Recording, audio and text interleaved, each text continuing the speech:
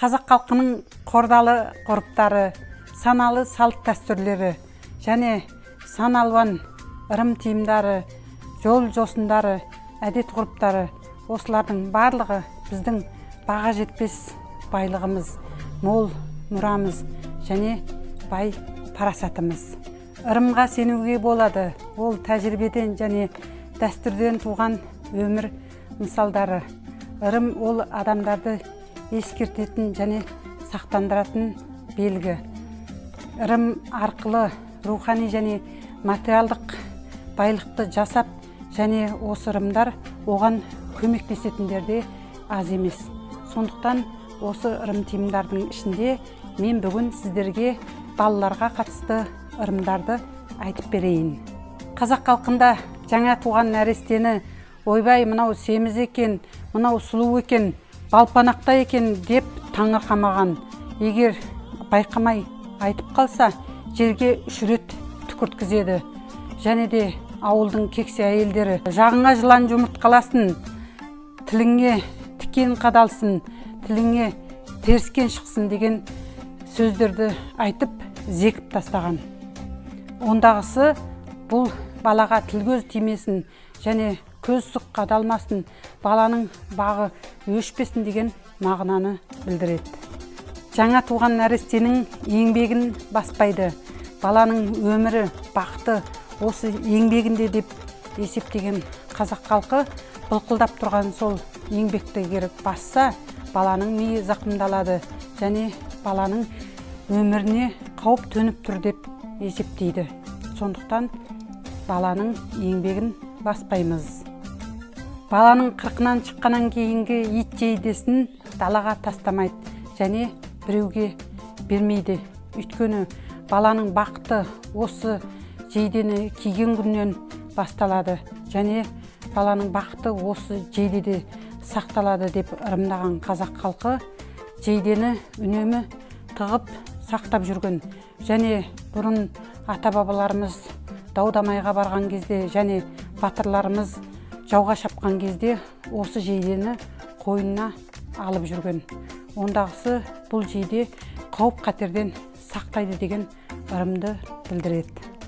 Әкесі тірі бала қолын төбесіне қойып шалқайып жатпайды.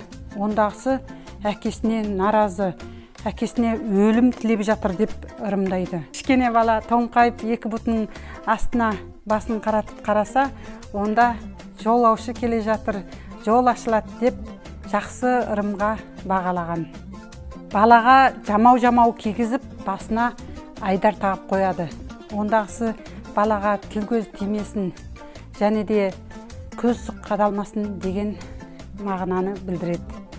Және де ертеде бесікті далаға бейуақытта шығармайды және бесіктегі баланы үйде жалғыз қалдырмайды. Ондағысы бейуақыттың бәлесі балаға жұқпасын десе және бала үйде жалғыз қалса шошынады, ұшынады деген мағынаны білдіреді. Сондықтан бесікті далаға шығармаймыз бейуақытта және де баланы үйде, бесіктегі баланы үйде жалғыз қалдырмаймыз. Қазақ халқында бос бесікті тербетпейді.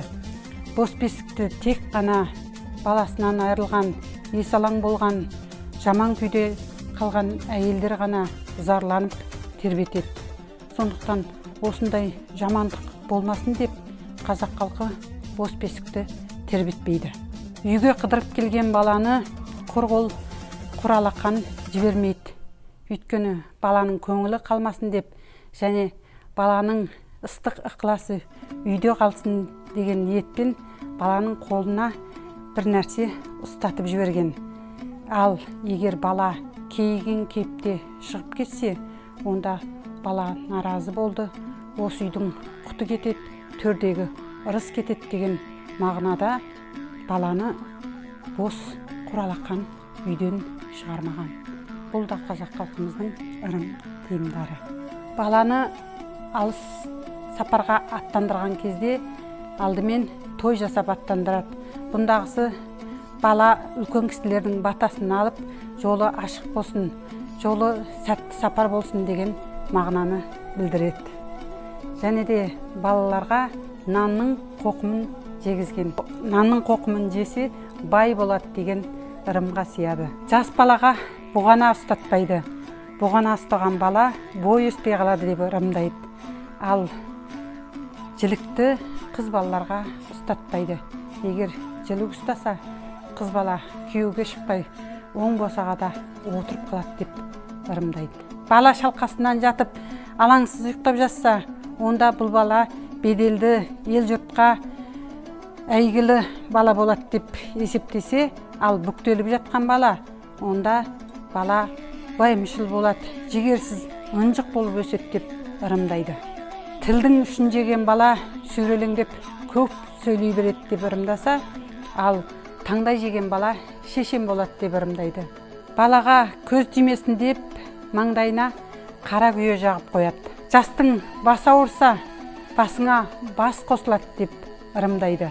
Батырдың, ақынның, шебердің, палуанның сарқытын жесе, және балаға осы адамдар баланың аузына түкірсе, онда солардың жақсы қасиеті балаға қонады, өнері жұғады деген мақсатпен ырымдап, балаға ақынның, палуанның, шебердің және өнерлі адамдарды баланың аузына түкіртіп отырған.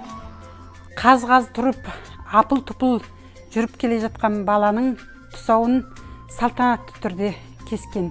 Егер тұсау кесілмесе, бала сүріншек болады және үлкейгенде аяқ топ ауруына шалдығады деп ырымдайды. Баланы сыпыртқымен және көсеумен ұрмайды. Егер олай істесе, балаға бәле жабысады және қырсық шалдығады деп қазақ халқы тағы да ырымдайды. Ертеде әйел адамдар қайта-қайта қыз туа берсе, соңғы туған қыз балаға ұл болсын, ұл туған, жаңылсын деген аттар қояды. Ондағысы келесі туатын бала ұл болсын деген мағынаны білдіреді. Баласы шетіней берген әйелдер, немесе түсік тастай берген әйелдердің баласы аман-есен босанса, 7 әйелдің астынан өткізіп алған. Ондағысы бала тоқтасын деген мағынаны білдіреді. Сондықтан балаға тоқтасын, тоқтаубай, тоқтаған деген аттарды қойған. Бұл әрине баланың өлімі тоқтасын, баланың жасы ұзақ болсын деген мағынаны білдіреді. Балалар ойнап жүріп аңдамай екі тымақты бірінің үстіне бірі киіп алса, онда 2 қатын алады деп ырымдайды. Және де емшектегі баладан асқан тамақты әкесі жемеген. Әсте жемеу шарт деген белгі де бар.